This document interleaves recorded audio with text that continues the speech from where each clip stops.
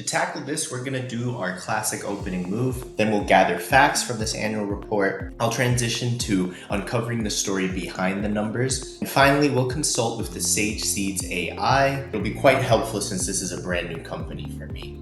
Let's dive in so that your wisdom can blossom. Opening move is the item 8, statements of operations. Growing sales very quickly in a way that increases the gross margin. Let's do a quick math here for you. This gross margin was about 20% 2 years ago. While sales have gone up by almost 7 billion, that gross margin has expanded to be over 50% now.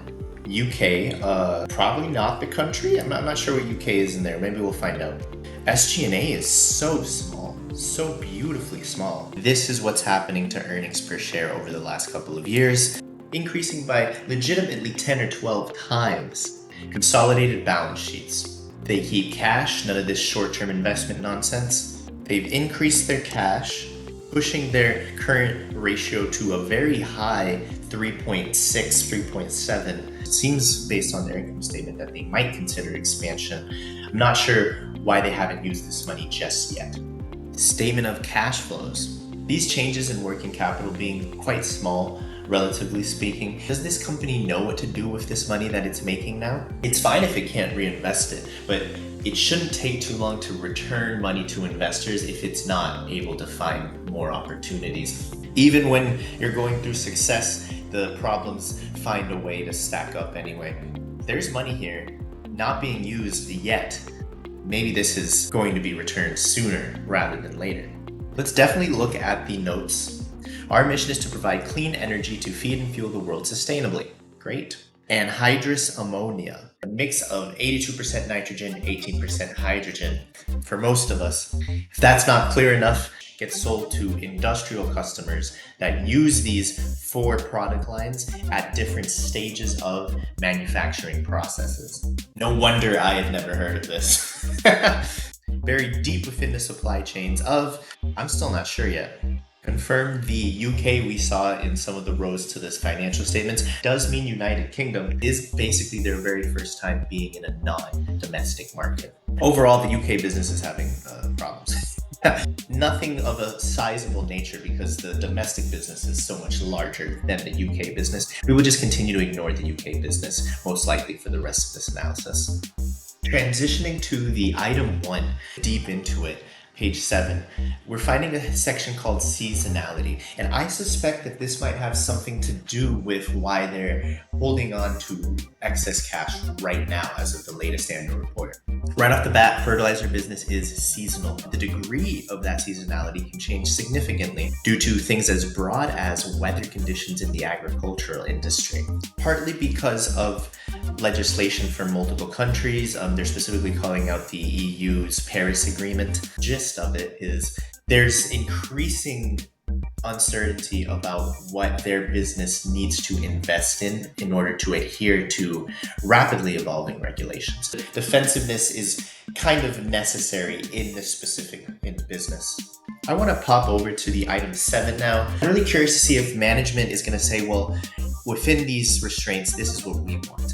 Interesting things being said by the management here. They continue to allude to something that is entirely optional. They do not have to allude to, which is the disruption. This is the best place where I found that they say it. The supply chain disruptions for Russian producers of fertilizer, aka Russian competitors to them, paying particular interest to the Russian market of fertilizer, which is something that they are currently not engaged in at all. If they had business in Russia already, I would probably not be so surprised that they're spending so much of the annual report talking about that market.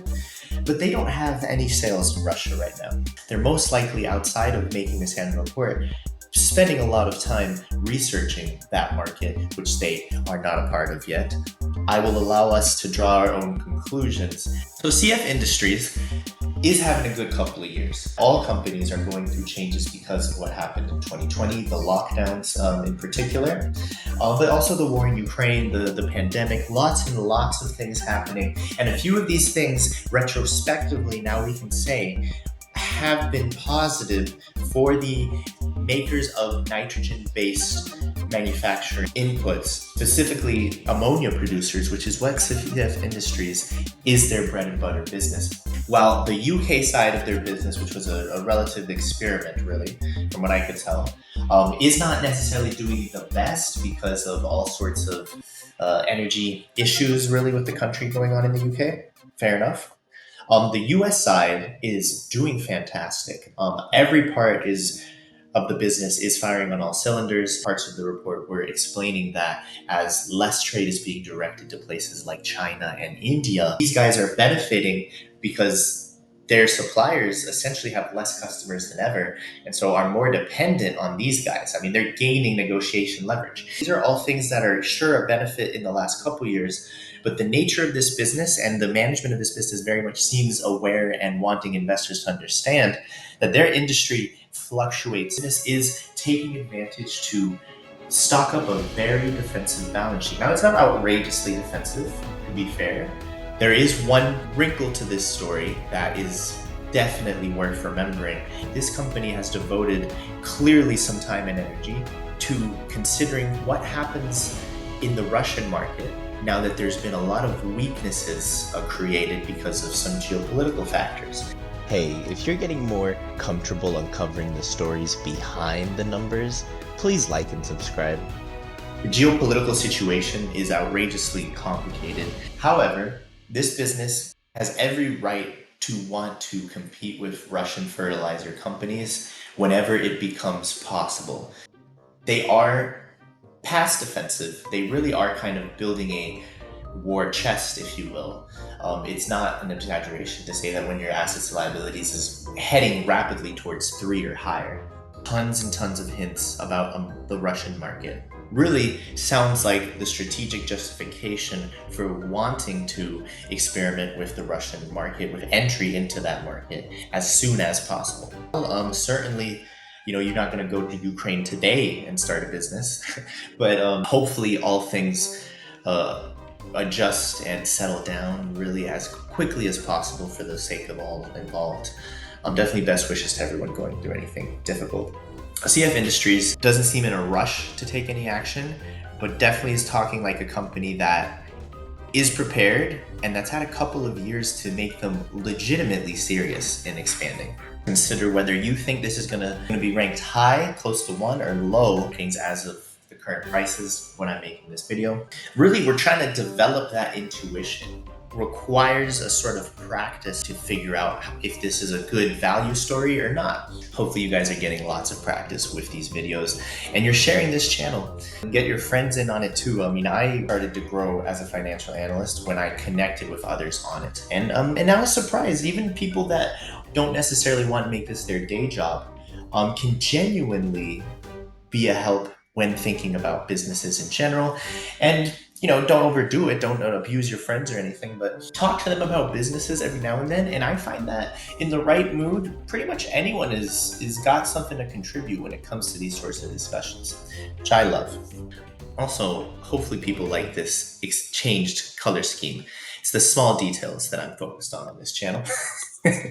Please like, subscribe. Anyone with a background in nitrogen-based manufacturing inputs or just manufacturing supply chains in general, please add additional context in the comments below. Share your wisdom and share this video. CF is ranked 9 out of 146 in value for the 2022 season. This is very high, guys. This is not just top 10%, guys. This is top 10.